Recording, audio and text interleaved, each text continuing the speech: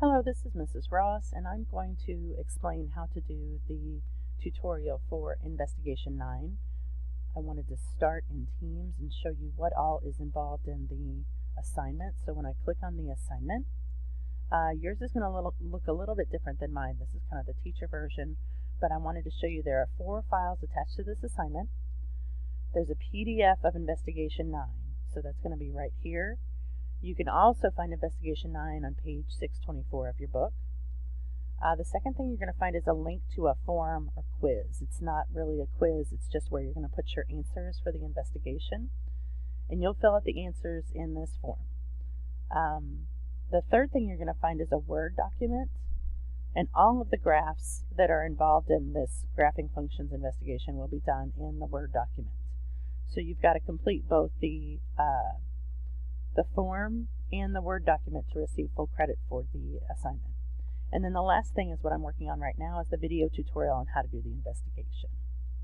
So please let me know if you have any questions about all of that business. I'm going to switch to PowerPoint.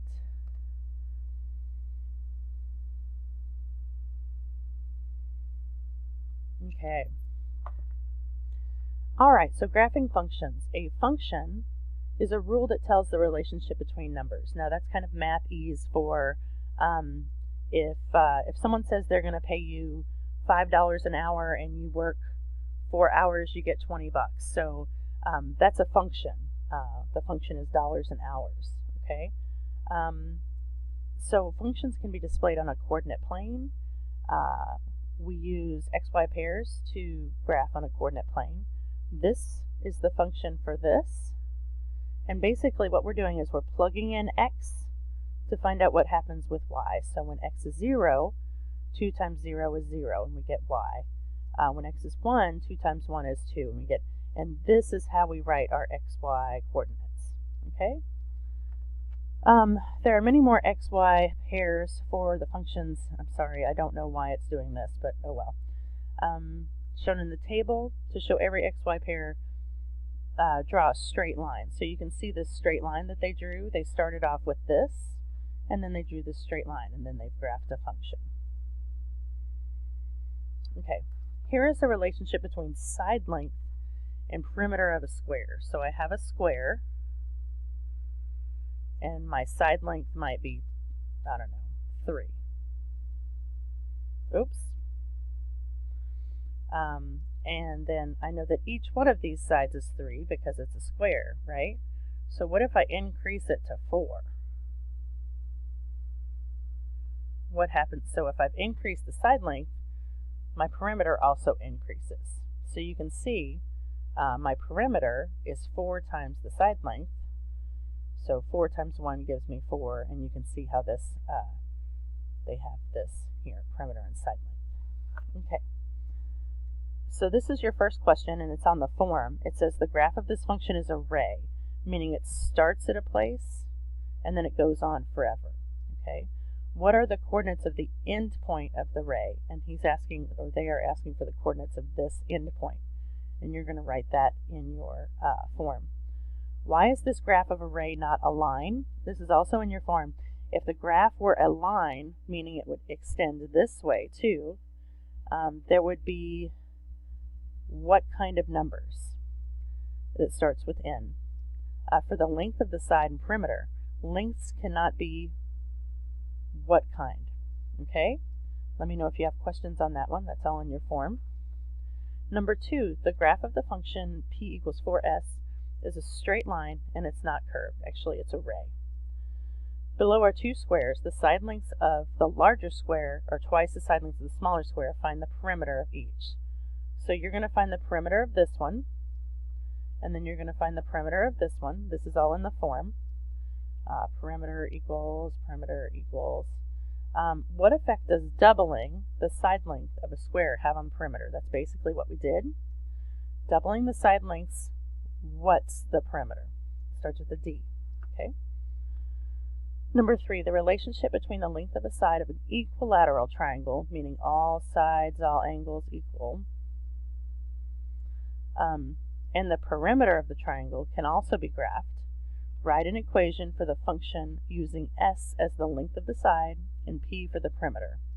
So if I take a look at just this, not even knowing that it's a triangle, I know that a triangle has 3 sides, S, S, S, and my perimeter is going to be equal to S plus S plus S, or 1 plus 1 plus 1, which is, so that's your answer to this one, which is in the form. Now here's the very first one that's in the Word document. You're going to take these coordinates and you're going to graph them here, and that's in the Word document. Okay, this is kind of small, but we're going to go through it. Rates are functions that can be graphed, and by a rate we mean like mile per hour, kilometer per hour, meter per second. These are rates. It's a distance over time. Okay. Many rates involve time as one of the variables. Speed, for example, is a function of distance and time. Sam enters a walkathon and walks a steady rate of 3 miles per hour. This table shows how far Sam walks in 1, 2, and 3 hours. So we have this table. A graph of the function shows how far Sam walks in any number of hours, including fractions of hours. That means like in 15 minutes, and 30 minutes, and 45 minutes. Notice each tick mark on the horizontal scale represents 1/4 of an hour or 15 minutes. And you can see that down here. These are the tick marks. Okay, and these points are up here. Number 4. Sam entered a jogathon and was able to jog a steady pace of 6 miles per hour for 2 hours. So it had an end. It stopped at 2 hours. Write an equation for the 6 mile per hour rate and then complete the table. So this is in the forms. So his distance is going to be equal to 6 miles times whatever it is. So that would be 6. And then the next number is going to be 2 times 6. So you can fill this out on your form. And then this one, yeah, this is the second one that's on your Word document. Word. And you're going to graph this as well. And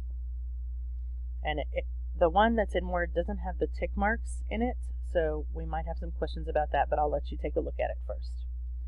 Number 5 says refer to the graph to find the distance that Sam jogged in 40 minutes.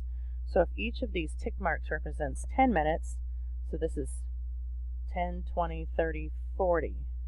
And then I would just read, whatever the graph looks like, I would read that, the distance. And then it says refer to the graph to find how long it took Sam to jog 9 miles. So if I'm going to find his distance, I'm going to look at the distance side. Here's 8, here's 10, so 9 miles is going to be here. And then I'm going to read however long it was over here. Okay, and you'll use your graph for that. Number 7 says, why is the graph of the distance Sam jogged a segment and not a ray? Because Sam did not run or jog forever. He stopped after, I think it's 2 hours. Okay, direct variation.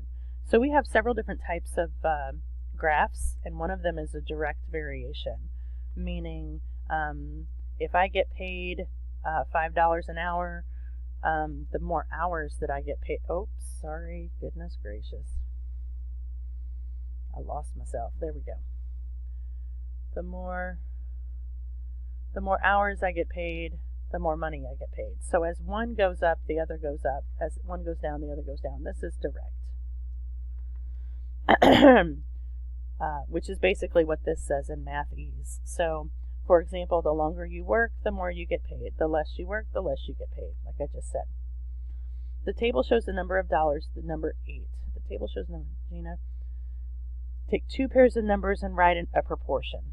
So what they want you to do is take like 2 rows, kind of like we do with a ratio box, and write a proportion, and then they want you to cross multiply. And this question is in your forms. Are the cross products equal? Okay, so is 2 times 5 equal to 1 times 10? Number 9 says circle the letter of what is not an example of a direct variation. So let's kind of walk through this because it can get a little bit difficult. the length of a side of a hexagon and the perimeter. So we've already seen that as the length of a side goes up, the perimeter goes up. The number of books in a stack and the height of the stack. So as I increase the books, I increase the height. The speed at which I travel and the time it takes to get to school. So if I go 30 miles per hour, it's going to take me 20 minutes to get to the school. If I go 60 miles per hour, it's going to take me 10 minutes to get to school. So as my speed increases, what happens to my time? Okay, so this is this one. And then length of a segment in inches and length in centimeters. So as my inches increases, my centimeters go up. So I kind of have given you the answer. This down here, even though it's down here at the bottom and kind of tiny, is important. The graph of a direct function or a direct variation has three things. It's a straight line, not curved, slopes up and to the right, and must include the origin, or 0, 0. Number 10 is in your Word document, and you're going to choose which one of these is a direct function, and then you're going to explain. Graph ABCD is an example of a direct variation. I keep calling it a direct function for some reason, because the graph of the function is straight, slopes upward into the R, whatever starts with R there, and then includes the O, or whatever starts with O. 11. The carousel at the fair makes 3 revolutions per minute and operates for 4 minutes at a time. So 3 revolutions per minute, 4 minutes at a time. Write an equation to complete the function. So if my revolutions, it's 3 revolutions per minute. So I'm going to have to multiply it. So I've just given you this. You're going to need to fill this out. You can make this 4 if you want to. And then you're going to graph this. Let me see if that's in your Word document.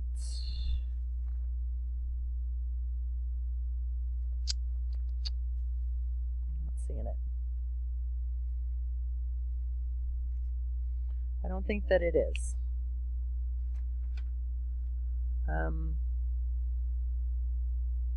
I'm not sure what happened. Maybe it's not even in your forms, but if it is and you have a question, please let me know. Okay, so inverse variation. Where am I? Why is it not writing? There you go. Inverse variation is like the speed and the time. It's where it's opposite.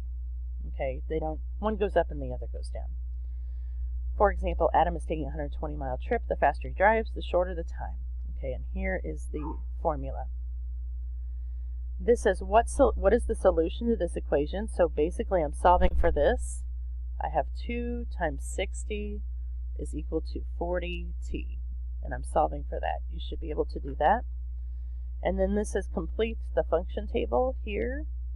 So what you're going to do is each one of these is going to add up to 120. So 40 times what is 120? 30 times what is 120, etc. And then 14 says multiply each pair. What do you find about the products? They are equal. Okay. Graph the pairs of numbers in the table. Notice the points are not aligned and that 0, 0 is not a solution pair for the function. Connect the points with a curve and not a line. Let's see if we're doing this.